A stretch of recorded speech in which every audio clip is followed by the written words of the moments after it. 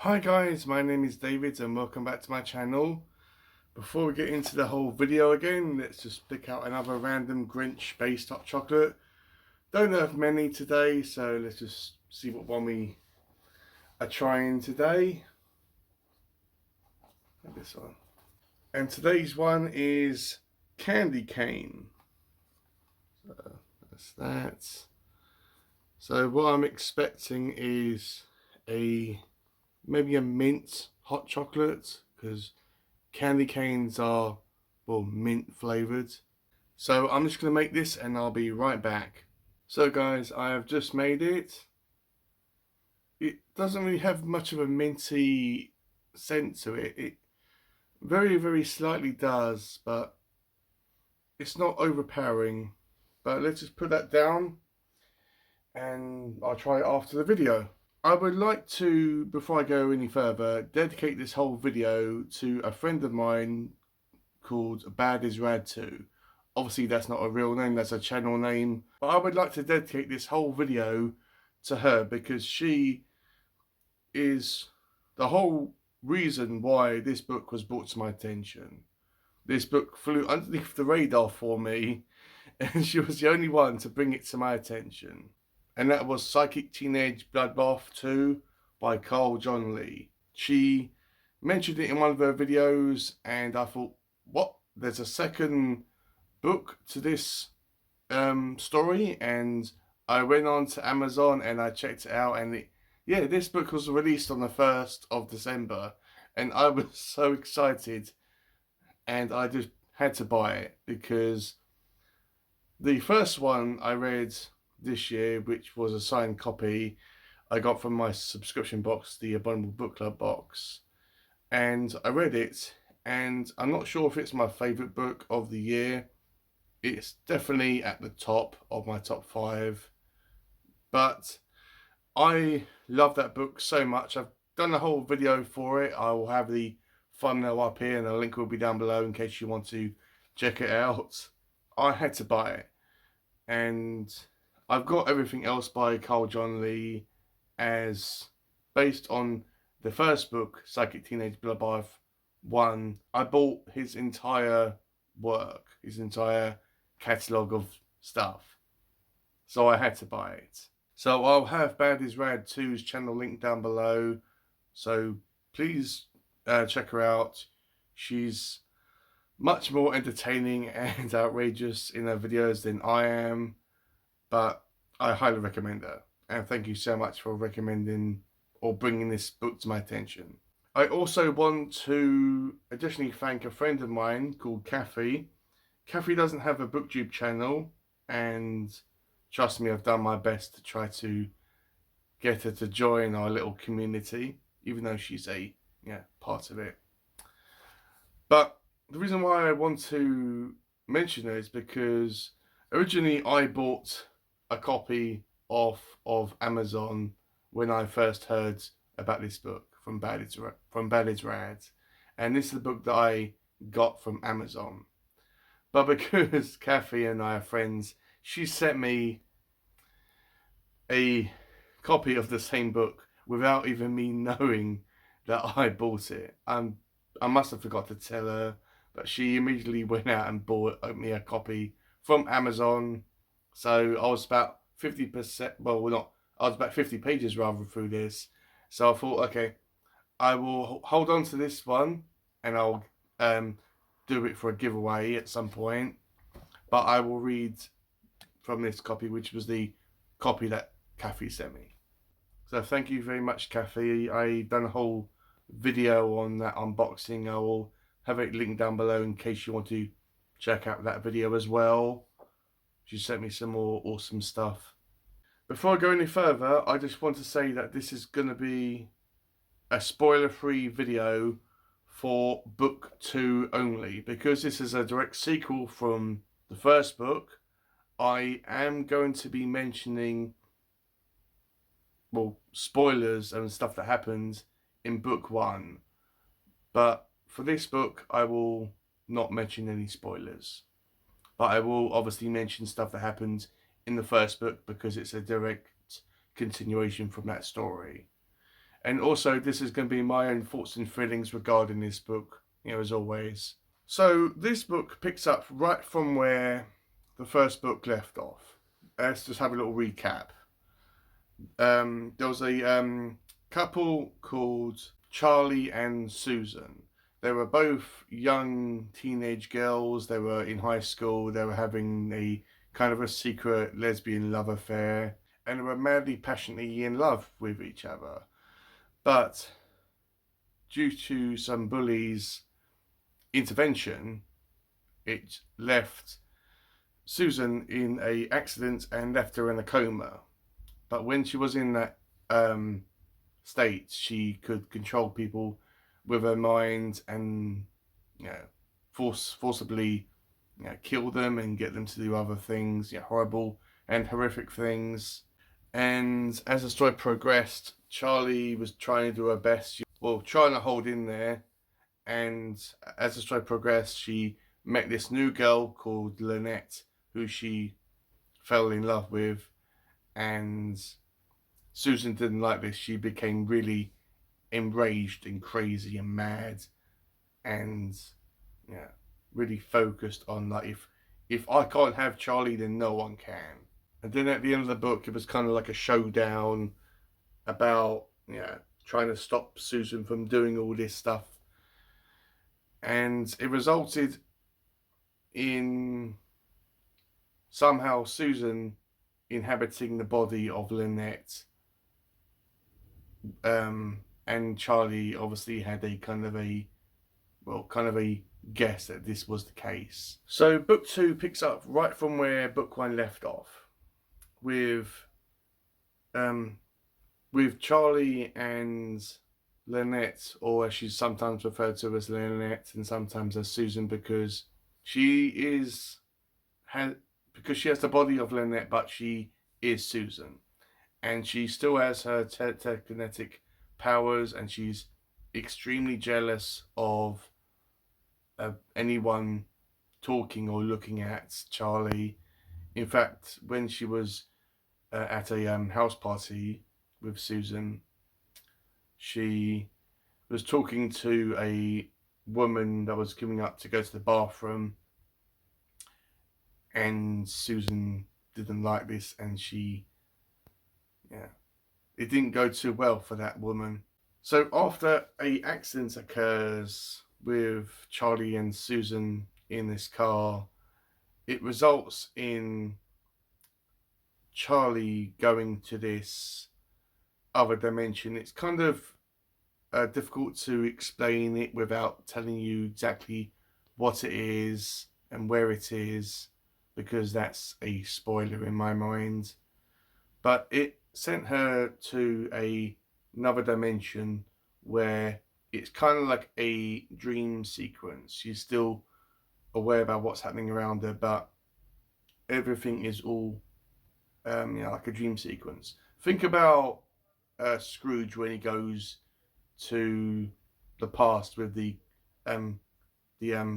spirit of Christmas past, and everything's a shadow, and I mean, that's pretty much what it is. But the rules of this whole world can be changed, situations can be affected, and surroundings can be affected and changed. And Charlie kind of relives her past.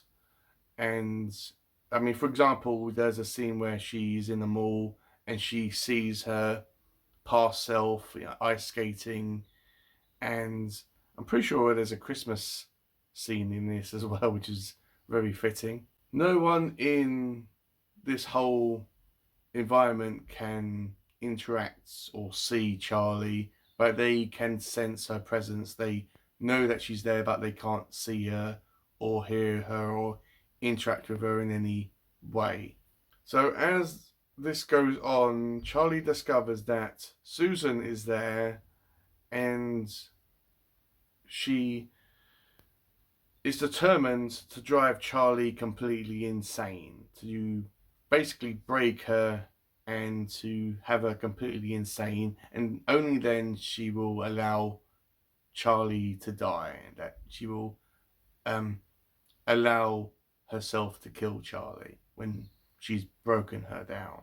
And she does this by putting her in situations which are horrific. There is a scene where she is in her home and her whole family is there. I think it's at Thanksgiving, and Susan's there with Charlie, and they're both observing this, well, nice scene, but Susan turns it into something horrific and gory, and they all start basically tearing each other to bits and murdering each other and all that stuff. And this upsets Charlie, or obviously it does. But Susan kind of gets a sexual thrill about this. The whole time that this is happening, she's doing all this kind of spicy sexual stuff with Susan. She kind of gets off on this. Well, that's the impression that I was given anyway. And obviously there are other scenes which I don't want to spoil, but there are scenes which revolve around her past, and Lynette's parents as well make an appearance, and past events happen as well. And Susan wants to try to, it's kind of hard to describe without giving it, without mentioning spoilers. It really is, but she wants to try to make Charlie insane and mad and upset, because at this point she knows that if she can't have Charlie, then no one can, and she's completely upset with Charlie because she's done everything that she possibly can to be the best girlfriend in Lynette's body that she possibly can be, and because Charlie has kind of turned her back on that, she is it's left Susan with this a massive amount of rage. And also because Susan was in this accident as well as Charlie, there's a kind of time limit that Susan has before she can't do anymore. That's as far as I want to go with that. There is a scene where Lynette is in the book, but I don't want to say when and what she does, but it results in the girls trying to band together in this whole dream environment to stop Susan once and for all. There is a point in this book, there is a somewhat character in this book which I haven't really been introduced to. I think it might have been briefly mentioned in book 1, but there's a character in this, well, sort of anyway, that I really had a bond with, and it made me cry, and that is Charlie's dog, Princess, who, funny enough, is a guy, and it's called Princess. I mean, please, Cole, if you do a third book in this whole series, have a female dog and call it Prince. I mean, it was a weird kind of naming thing, but whatever, I suppose. Maybe when Charlie got the dog, she thought it was a girl, so she called it Princess, and when it turned out to be a guy, she, the name just stuck. But Princess comes along, and Princess is obviously a deceased dog, and Charlie embraces Princess and cries over her dog and loves her dog. The dog isn't sentient, it doesn't talk, it's just a random dog. I'm pretty sure Princess doesn't talk. There's a dog in it which does talk, but I'm pretty sure Princess doesn't. Anyway, there is a massive scene in the book where, after going to the mall and spending some time with Princess, that she has to say goodbye to him, and he's walking across the Rainbow Bridge, and she gets all tearful, and as she's saying goodbye to her beloved friend yet again. And that scene made me not cry but weep, as this year I lost my well, my dog, our family dog, died, and yeah, it made me kind of upset, and it still does make me feel upset. And yeah, it's probably the first book in a while that's made me cry, or weep or cry or whatever. It's probably the same thing. But yeah, that's the pretty much the whole story. So did this book have to be written? Does this book have to exist? Well, no, not really. I mean, the first book left on a cliffhanger where it kind of briefly nudged at the reader that Charlie might have been possessing Lynette's body at the end. But I am pleased that this story was written, that I read this story, and it's more of a direct continuation of the story. It's more for what you get. And but if you read the first book and you liked it but you don't want to carry on with it, you don't have to read book 2 after you've read book 1. But if you like book 1, then you'll definitely like this. This is an extreme horror book as well, guys. They both are. That's what Carl John Lee does. He's an extreme horror author, and it does say this on it: extreme horror novel, and it has X-rated on the back. This isn't to make the book look pretty or to fill in a gap. This is there for a reason. This is extreme horror, guys, so I would not really recommend this book to anyone that's a sensitive soul that is easily triggered by stuff. It doesn't have every single trigger warning in this book, but if you are a sensitive butterfly, then don't read this. But if you aren't afraid to read something that's upsetting and that pushes the boundaries and discusses things that will never ever be discussed in any mainstream book. I mean, you won't ever. Well, you probably will find this in some bookshops, but you won't find this in any mainstream bookshops. But if you aren't kind of put off by all the trigger warnings and extreme horror, then I would definitely recommend this, especially if you read book 1. So what I'm going to rate this, I'm going to rate this a 5 stars. Does it deserve that rating? Not really. I could easily give it a 4 stars. I could nitpick it to bits and say, oh, I didn't like this bit, I didn't like that bit, I didn't like what this character said or did. I mean, I'm not going to do that. I had a lot of fun reading this book, and I can't wait to go on to other stuff that Carl has written, because I've got all this stuff already. But yeah, this book was epic. It really was. And I do have a feeling that I'm going to get a signed copy of it in my Bundle Book Club box very soon.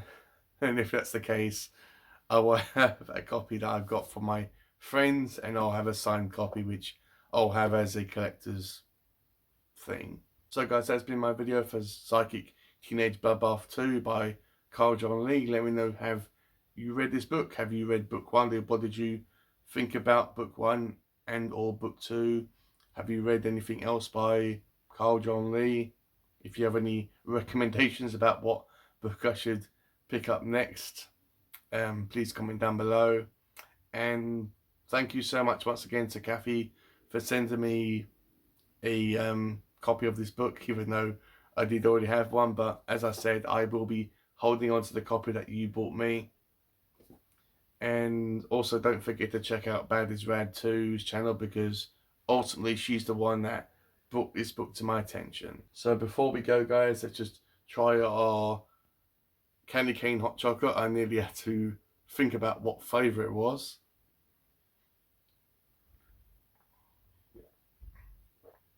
Okay, it does taste like candy canes. It tastes like one's like melted in the cup.